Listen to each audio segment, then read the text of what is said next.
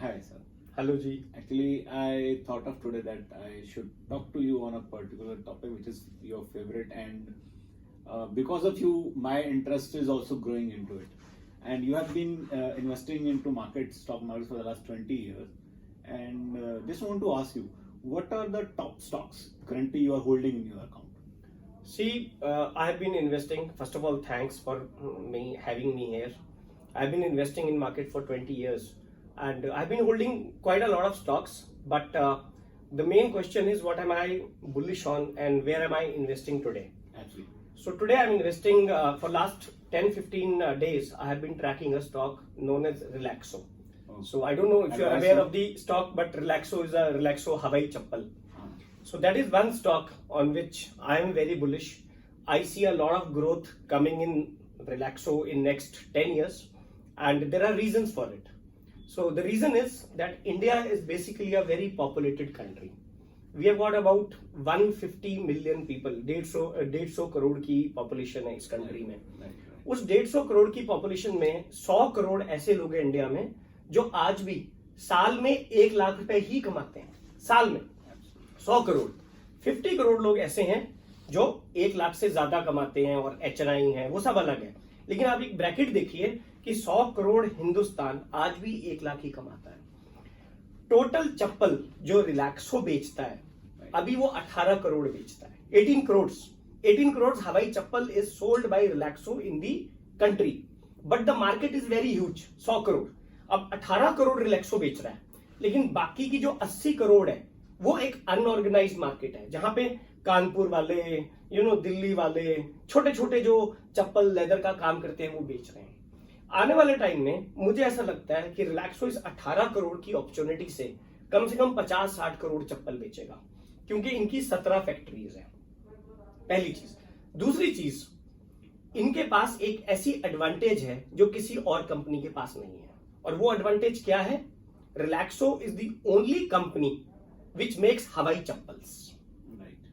Earlier लोगों को लगता था कि बाटा हवाई चप्पल बनाता है, लेकिन बाटा ने 2 साल पहले हवाई चप्पल बनाना बंद कर दिया है.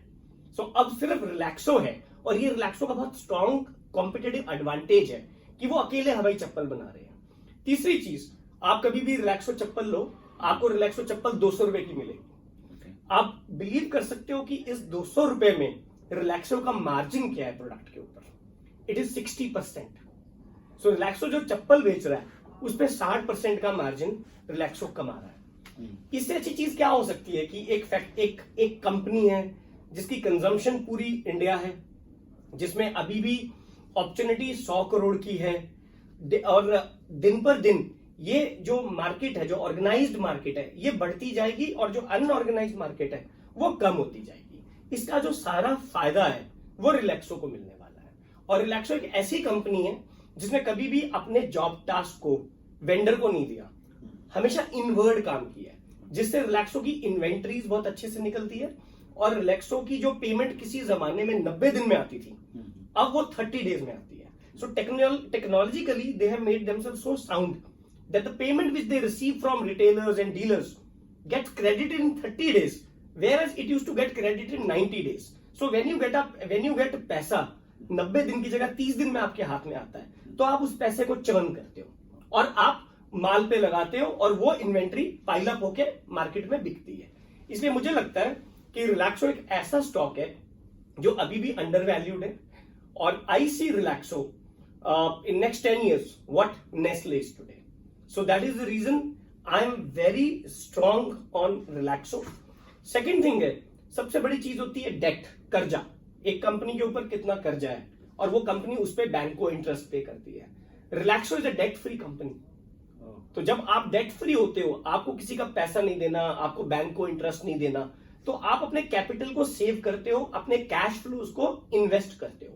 अगर आपकी जेब में 100 रुपए है और आपको किसी का पैसा नहीं देना, आपको सिर्फ अपने पे खर्चना है, तो आप पैसा ज्यादा खर्चोगे 100 रुपए में से. लेकिन अगर आपको किसी को देना है, तो आप पहले वो पैसा किसी और को दोगे, जो बचेगा उसको खर्चोगे. So I think Relaxo is a very good stock. ये किसी के लिए इन्वेस्टमेंट एडवाइस नहीं है. मैं किसी को ये नहीं बोल रहा हूं कि आप सब जाके खरीदो. आपने पूछा मैं क्या खरीद रहा हूं, मैं आपको ये बता रहा हूं कि मैं रिलैक्सो खरीद रहा हूं. So don't take it as an investment advice. It's just that I'm sharing what I'm buying.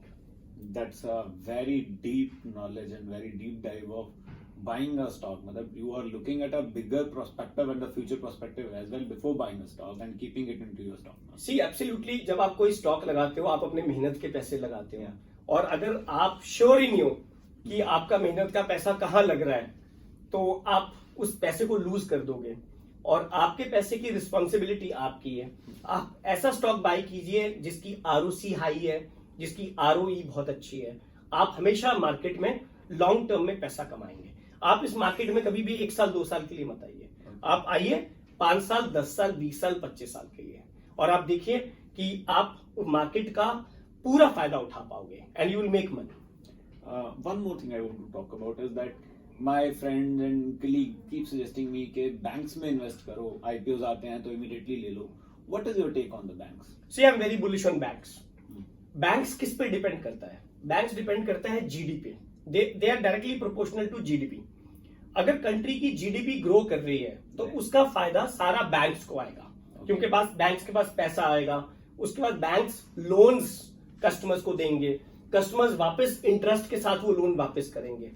तो मेरा ये मानना है कि बैंक्स अगले 1-2 साल के लिए बहुत अच्छे हैं, because I frankly believe that India is a very growing country and India's GDP is now started growing post COVID, और यहां से ये GDP बहुत अच्छी जाने वाली है।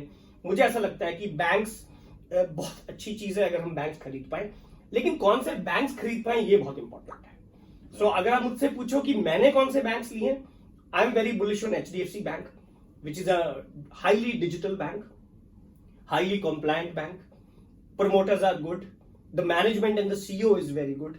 Then I'm bullish on Kotak Bank. It's same as HDFC Bank everywhere in India. आप इमेजिन कीजिए बैठ के कि अगर आज देश में कोई प्रॉब्लम होती है और HDFC में प्रॉब्लम होती है और हर जगह HDFC है तो क्या होगा? अब जस्ट इमेजिन कीजिए, सारी इकोनॉमी रुक जाएगी, because these banks are so huge, they are doing so good. आप उस बैंक में पैसा लगाइए जिसका कंप्लायंस बहुत स्ट्रांग है, जिसका ऑडिट बहुत स्ट्रांग है। अगर आप मुझसे पूछिए मेरे पास क्या है, मेरे पास HDFC बैंक है और कोटक बैंक है, और आई एम बुलिश कि अगले 10-20 साल ये दोनों बैंक बहुत अच्छा करने वाले हैं। Again it is not an investment advice, it is something which I have bought. Agree to that. One more thing, that when you buy a stock, like you have already shared your deep knowledge on Relaxo, HDFC and Kotak. So when you buy a stock, what are the things a new investor has to look at it, that how to invest on the stocks? What are the things that should be specifically taken care of? See, for me the most important aspect when you invest in the stock is कि वो company किस इंसान को belong करती है, उसका promoter कौन है।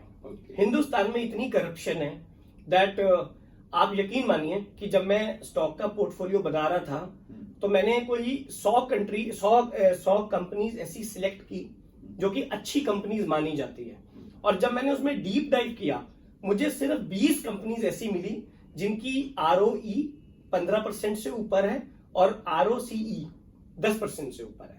ये 2 पैरामीटर्स बहुत इंपॉर्टेंट है किसी स्टॉक को बाय करने के लिए।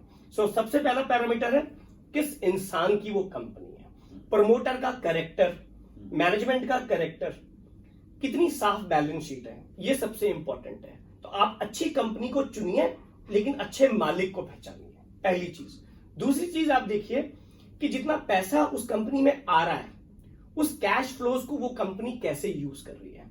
अगर वो कैश फ्लोज को इस तरह से यूज कर रही है कि उसके ऊपर वो ROE और ROC 15-10% कमा रही है साल दर साल, तो वो कंपनी अच्छी है। तीसरी चीज, अच्छी कंपनियां 20% की ग्रोथ कैगर पे, CAGR पे आपको हर साल अगर दे रही है और उनका ट्रैक रिकॉर्ड पिछले 10 साल से है 20% आपका पैसा बढ़ाने का, which is compounding, which is huge, तो वो कंपनी अच्छी है। चौथी चीज देखिए कि उस कंपनी के ऊपर कर्जा कितना है। जब कंपनी के ऊपर डेट होता है तो इंटरेस्ट ज्यादा देना पड़ता है, तो कंपनीज उस पैसे को कहीं से तो निकालेंगी इंटरेस्ट देने के लिए।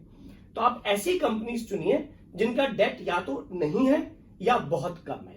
So these are my parameters of stock picking. Thank you so much for the insight you have given.